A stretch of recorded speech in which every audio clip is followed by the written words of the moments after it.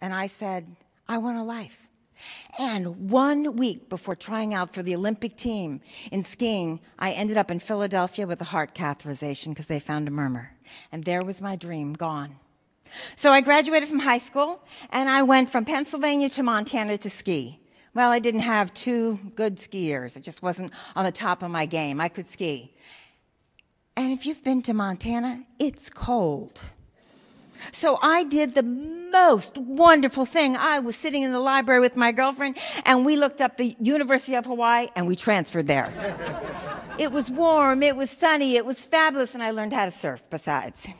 So while I was there, I got a scholarship to the University of Hawaii. I'd like to stand up here and tell you it was for my brains. It was not. I sold cookware door to door.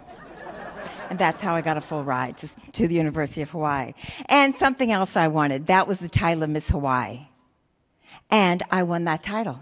So I was on a roll. I moved to Los Angeles to be an actress, and guess what? Los Angeles did not care.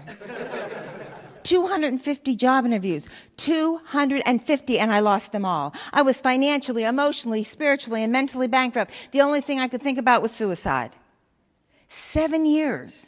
I had struggled. In 7 years, I didn't make it. Watch what you think to yourself, because that's what you draw to you.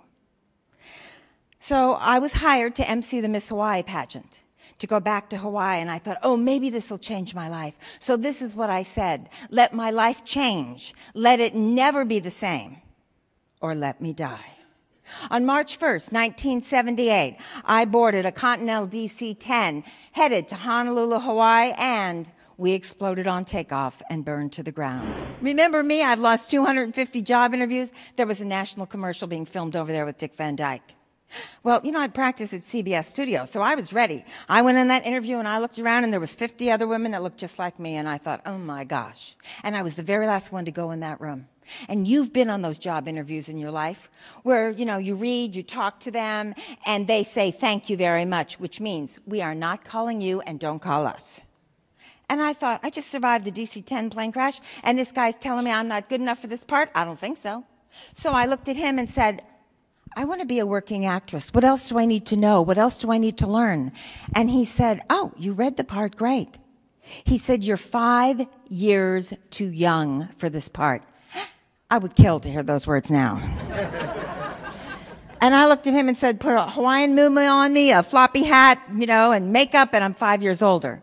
And by the time I got to my hotel room, the phone was ringing, and I got the part. It started my career with over 100 appearances on TV. So what do we have to change in our lives sometimes? We have to believe in ourselves. That's where that transformation comes. We have to adjust our own attitude inside of us.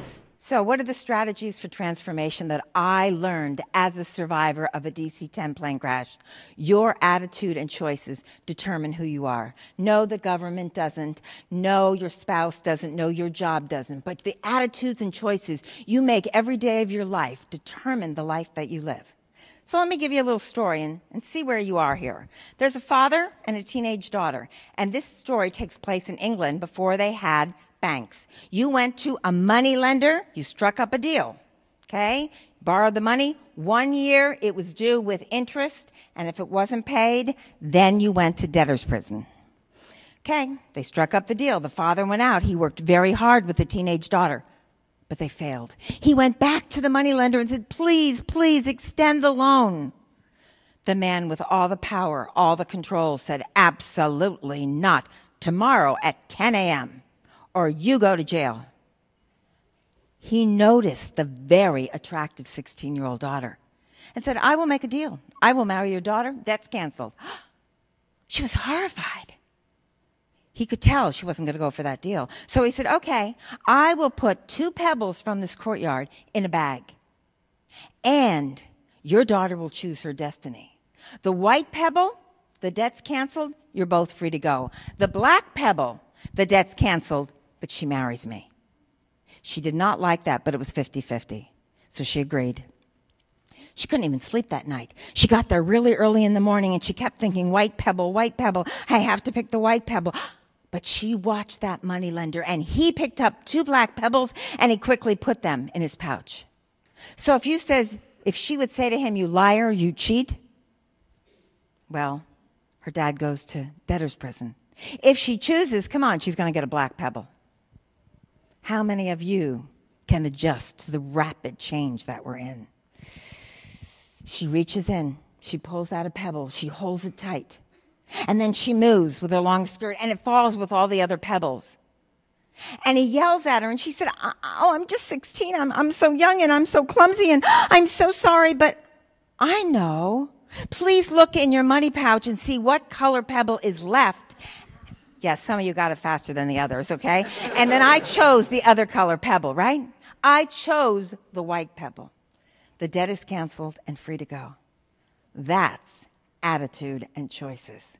And that's exactly what you have to do. Yale University did a study against negative people and positive people. Positive people live longer. So the next time you're working with a coworker and you're just hating them, right? Just take a deep breath, nod, walk away, smile to yourself, and say, I am going to live 7.5 years longer. So what's your action plan? It's back to that 20-80% rule. 20% understand what the problem is, but 80% go for the solution, go for the alternative, go for the change, go for the transformation, because it's there.